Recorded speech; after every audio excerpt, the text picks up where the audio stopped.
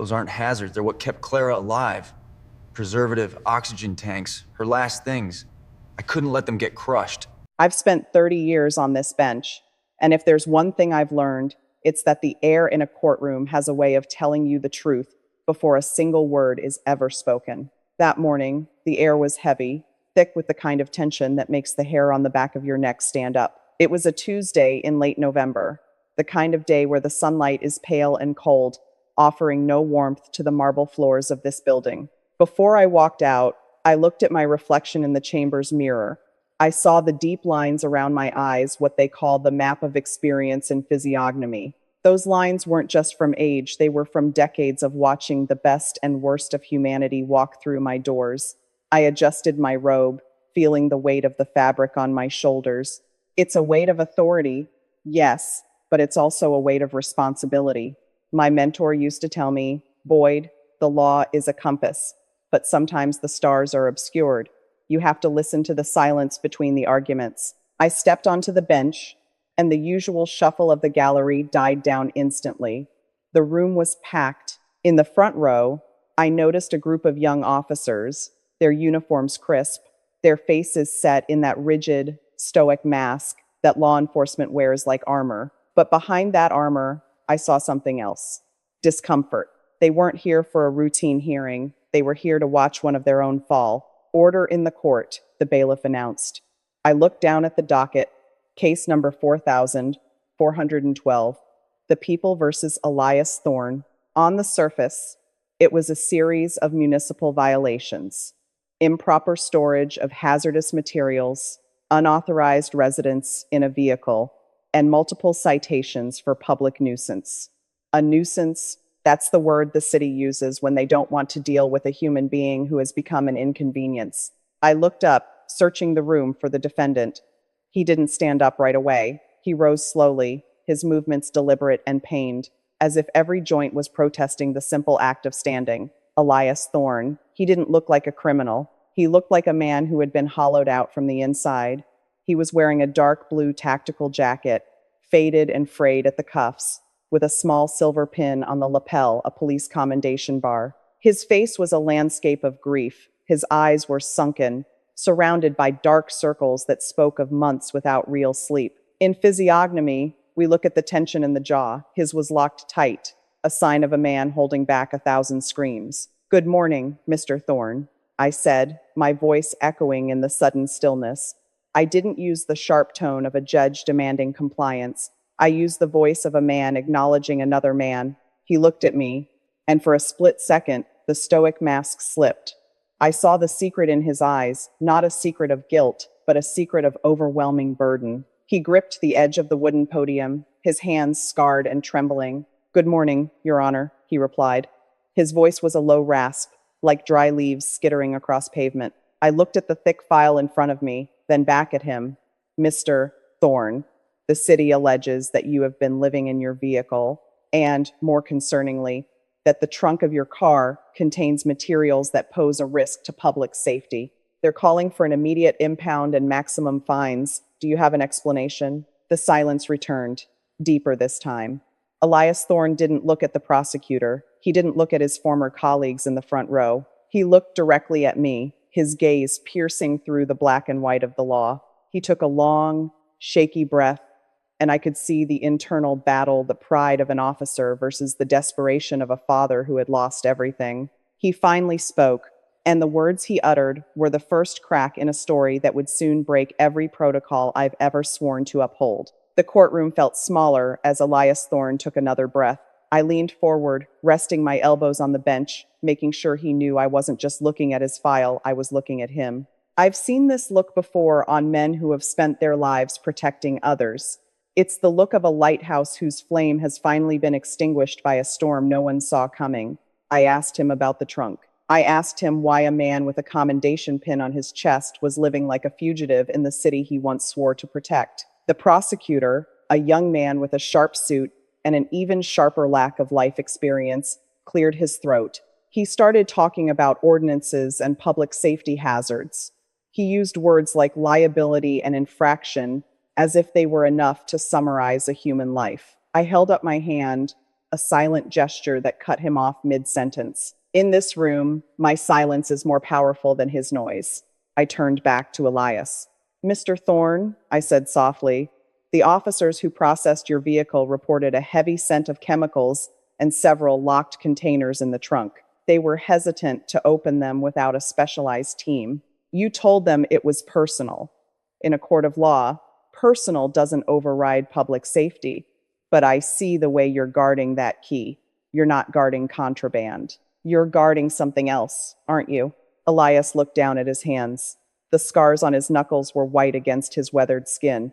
He began to speak, and this time, the rasp in his voice was replaced by a haunting clarity. He told me that 3 years ago, he wasn't in a tactical jacket. He was in a dress uniform, standing at the bedside of his daughter, Clara. She was 7. She had a laugh that could make the toughest precinct captain crack a smile.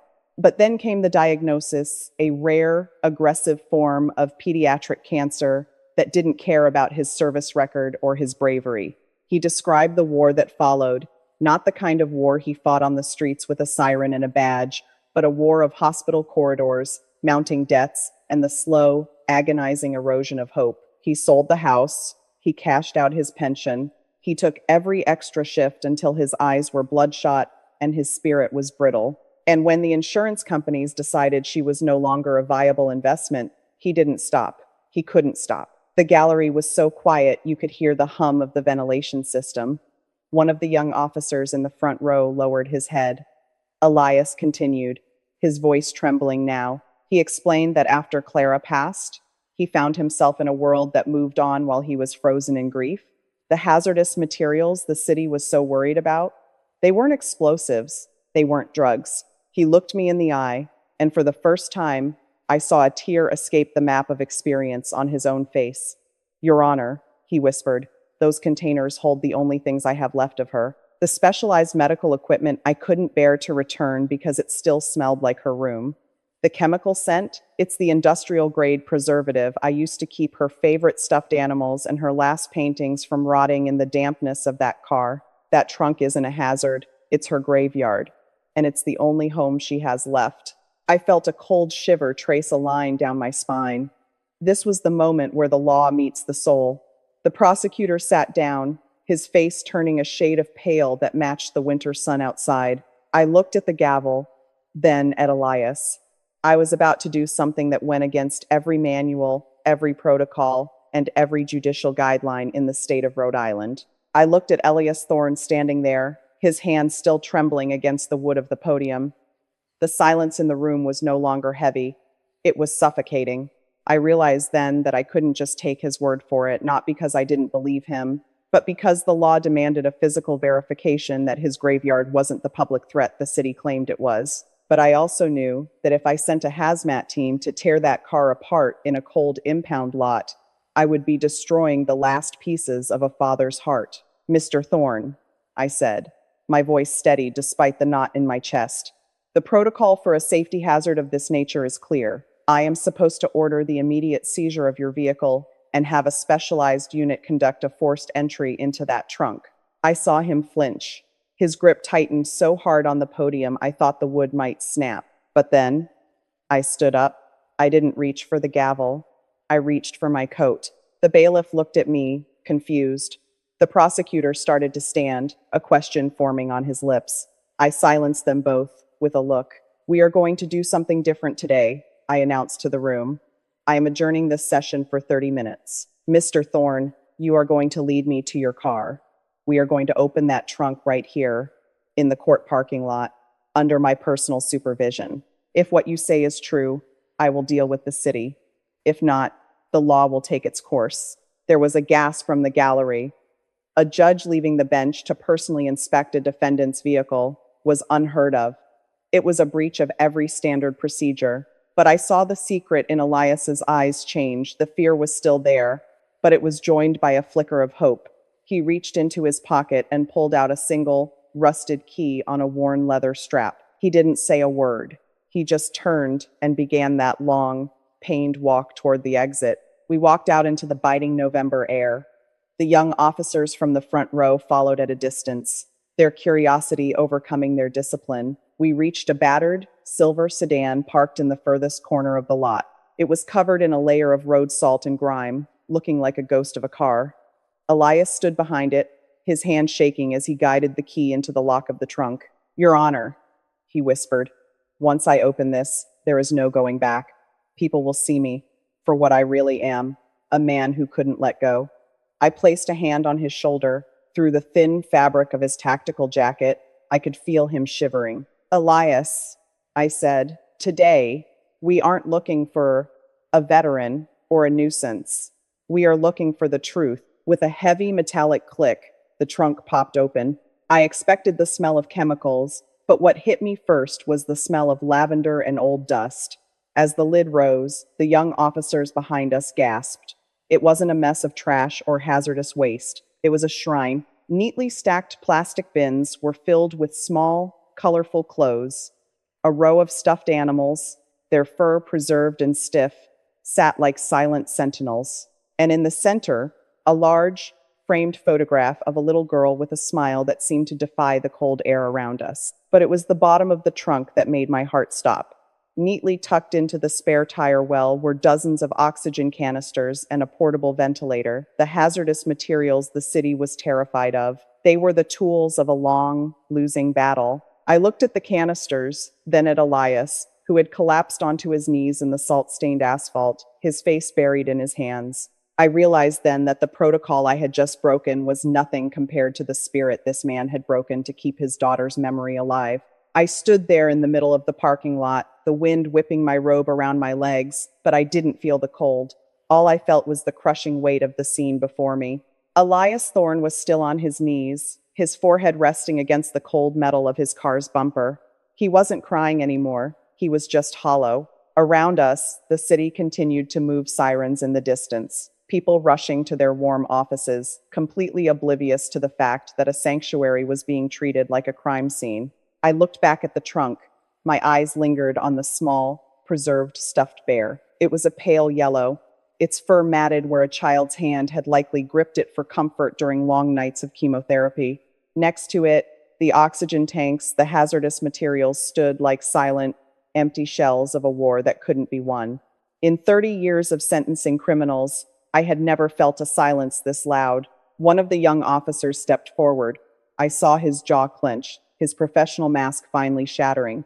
He looked at the photo of Clara, then at the weathered tactical jacket Elias was wearing.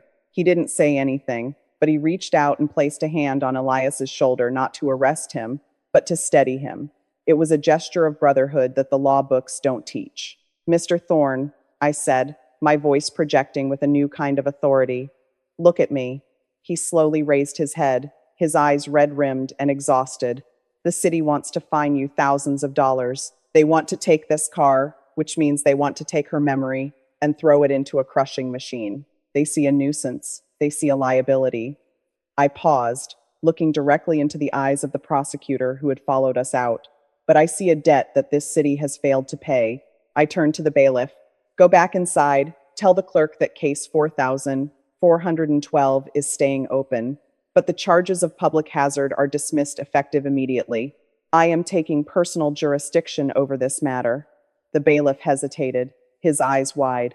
"But, Your Honor, the administrative guidelines." I cut him off with a look that could pierce granite.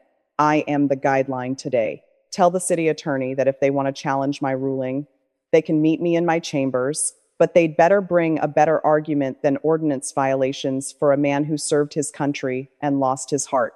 I reached into my pocket and pulled out my own wallet. I didn't do it as a judge. I did it as a man who recognized a broken spirit. I took out $100 bill and handed it to Elias. "This isn't for the fines, Elias. This is for a hotel room tonight. You are not sleeping in this car. Not tonight, and not as long as I have a say in this district." But the secret in the trunk had one more layer to reveal. As Elias stood up, wiping the salt from his knees, he reached into the side pocket of the trunk and pulled out a small, leather-bound notebook. "Your Honor," he said, his voice stronger now, "Clara made me promise something before she went. She knew we were losing the house. She knew I'd be alone. She wrote a list of people she wanted me to help with the little bit of money we had left." He handed me the book. As I opened it, I realized that Judge Boyd was about to break a lot more than just court protocol. I was about to start a revolution in that courtroom.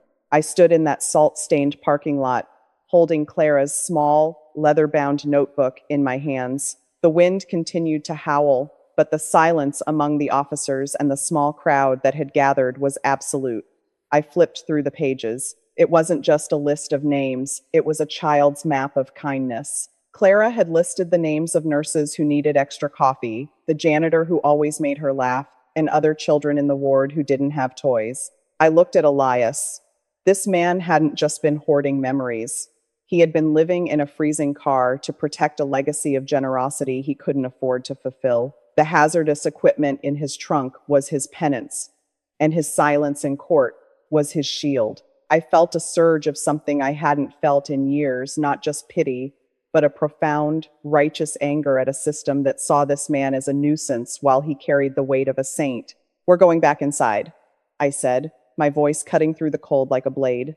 I didn't wait for an answer. I turned and marched back toward the heavy oak doors of the courthouse, my robe billowing behind me. Elias followed, his head still bowed, but the young officer stayed right by his side, anchoring him. When I re-entered the courtroom and took the bench, the atmosphere had shifted. The whispers had stopped. The air felt charged. I didn't sit down. I stood at the bench, looking out at the gallery. "This court is back in session," I announced. "But we are no longer discussing code violations. We are discussing a debt of honor." I picked up Clara's notebook and held it up for everyone to see. "Mr. Thorne was brought here because he was loitering in a vehicle. He was brought here because his trunk was a safety hazard. But I have just seen what is in that trunk. I have seen the oxygen tanks that kept his daughter alive and the stuffed animals he preserved with the last of his strength." I looked at the city prosecutor. "You called him a liability. I call him a reminder of what we have forgotten."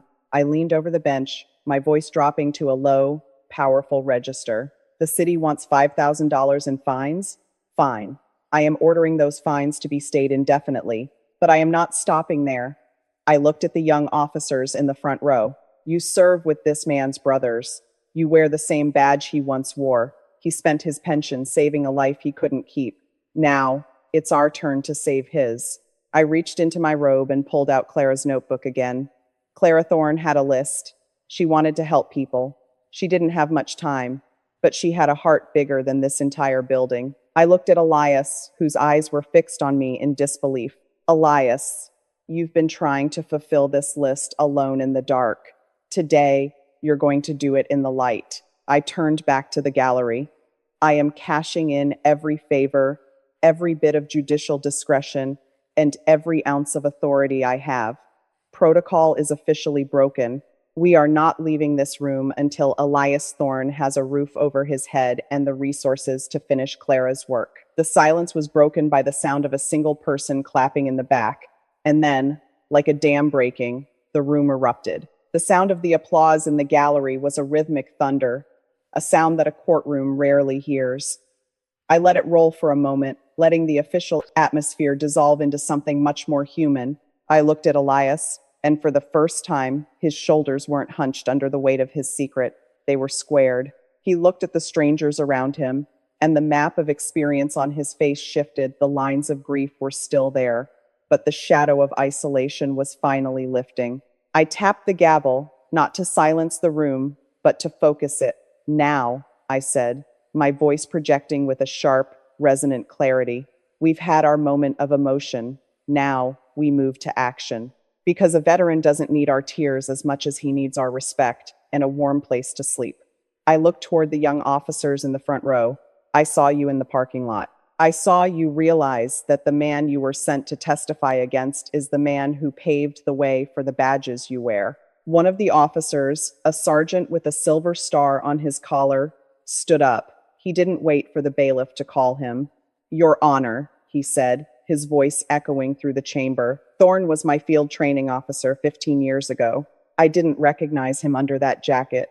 I didn't know." He turned to Elias, his face a mask of regret. "Elias, the precinct has a fund for retired officers in distress. I'm calling the captain right now. We're going to get your car into a secure climate-controlled garage where those memories will be safe. And we're going to find you a spot at the Veterans Lodge by tonight. But the secret in the trunk had started something even bigger. The young nurse who had followed us back inside stood up from the gallery. Your Honor, I work at the same children's hospital where Clara was treated. I remember her. I remember Elias. He used to bring coffee for the night shift when he had nothing left for himself. She looked at the notebook in my hand. I'll take that list. My department will make sure every one of those names gets what Clara wanted for them. We'll finish her map. I looked down at the city prosecutor. He was staring at his legal pad, his face flushed with a mixture of embarrassment and realization. Well, counselor, I asked, my tone challenging. Do you still wish to pursue the $5,000 fine for improper storage of hazardous materials? He looked up, his eyes meeting mine, and he slowly shook his head. No, Your Honor. The City of Providence formally withdraws all charges. In fact, the city would like to offer its apologies to Mr. Thorne. I leaned back, a profound sense of relief washing over me, but I wasn't finished. Apologies don't pay for hotel rooms, I said. I looked at the bailiff. The Philomena Fund is going to cover his first month's rent at the lodge, and I am ordering a special session for next Friday. I looked at Elias. Mr. Thorne, you aren't leaving here as a defendant. You're leaving here as a consultant. You're going to help this court identify other veterans who are invisible in our streets. We're going to use Clara's notebook as our new protocol. Elias Thorne stood at the podium, and for the first time, he let out a breath that sounded like peace. He looked at the small stack of donations forming on the court clerk's desk, bills from strangers, coins from students, and the sergeant's business card. He looked at the photo of Clara I still held. He didn't look like a man who had lost his home. He looked like a man who had finally found his way back to the precinct. The gavel remained silent on the bench as the room began to breathe again.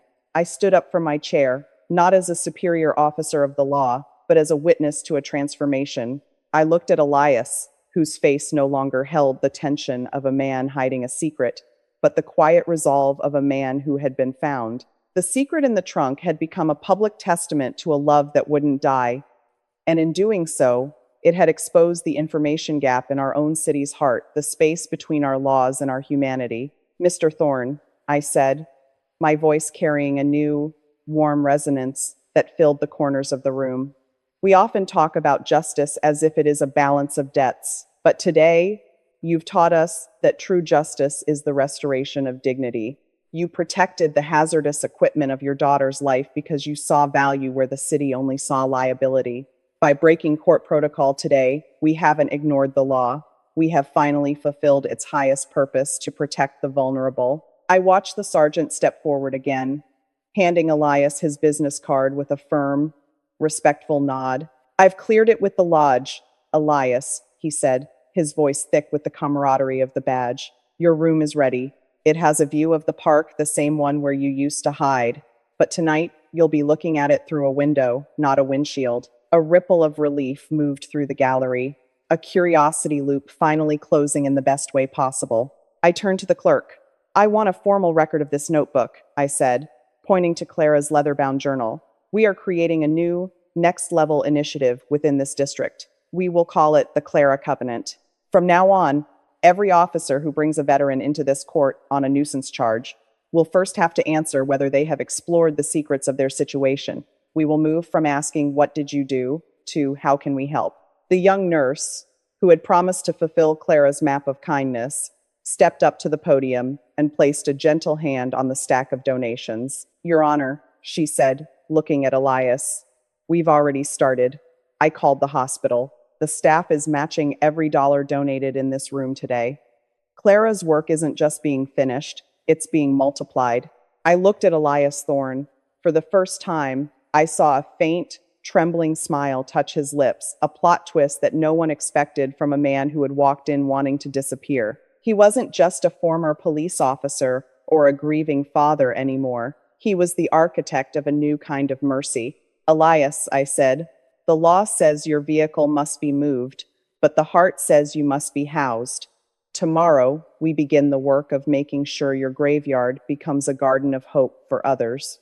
As I reached for the gavel to finally close the session, I realized that the secret in Elias's trunk had done more than just save one man, it had revived the soul of an entire city. The court was officially adjourned, but no one moved to leave. In my 30 years on the bench, I have seen thousands of people walk out of those heavy oak doors, but I have never seen a room remain so still, so caught in the gravity of a single moment. I stepped down from the bench, a final break from the protocol that separates a judge from the judged, and walked toward Elias Thorne. He was standing now, his back straighter, the tactical jacket no longer looking like a weight, but like a uniform once again. I handed him the leather-bound notebook, Clara's map of kindness, but I kept the photo of the little girl with the defiant smile in my hand for just a second longer. Elias, I said, my voice low so only he could hear. You spent 3 years trying to hide from the world because you thought the world had no room for your grief. But look around you. He turned and looked at the gallery. The young nurse, the construction worker, the sergeant, and dozens of strangers were all standing in a silent guard of honor. There were no cameras, no press, no staged applause, just the raw, quiet respect of a community that had finally been woken up. Elias Thorne, the man who wanted to be invisible, was now the most important person in the building. I didn't think anyone cared about the gray anymore, Your Honor, he whispered, echoing the words of my father. I gripped his hand, a firm soldier's grip. The gray is where we find our humanity. Elias, never apologize for living there. As Inspector Quinn led him toward the exit, where a patrol car was waiting to take him not to a cell, but to a warm bed at the lodge, the courtroom finally began to empty. But it was different. People weren't rushing. They were talking to one another. Strangers were shaking hands. The secret in the trunk hadn't just saved Elias. It had revived the belief that the law can be a shield rather than a sword. I walked back to my chambers and sat in the silence. I looked at the photo of my father on the desk and felt the weight of the robe lift from my shoulders. We are all just people trying to make it through the winter. And sometimes, the best thing a judge can do is stop being a judge and start being a neighbor. To those of you watching or listening, the next time you see someone invisible on your street or someone the world calls a nuisance, remember the secret in the trunk. Remember that behind every broken window and every faded jacket, there is a story, a sacrifice, and a heart that just needs to be seen. Justice isn't found in a gavel. It's found in the hand you reach out to steady someone when the ground gets too slippery to stand alone. Case closed. But the work of the Clara Covenant has just begun.